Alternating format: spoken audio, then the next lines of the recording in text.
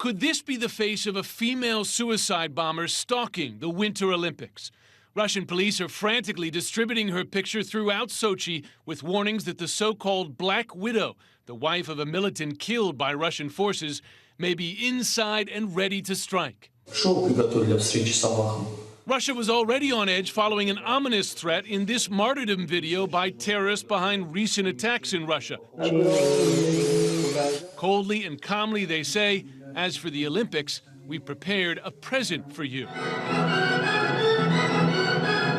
With the opening ceremony now less than 3 weeks away, U.S. lawmakers are warning of lax security and disappointing cooperation with U.S. counter-terror teams. The Russian government needs to be more cooperative with the United States when it comes to the security of the Games.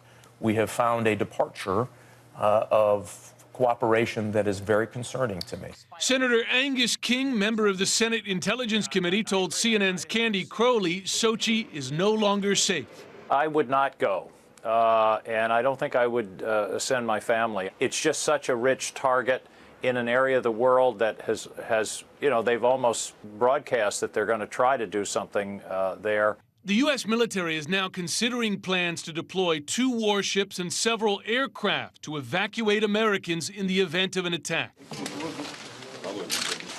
For Russian President Vladimir Putin, terrorism is a growing threat to an expensive Olympics meant to project Russian power to the world. The job of the Olympics host is to ensure security of the participants in the Olympics and visitors.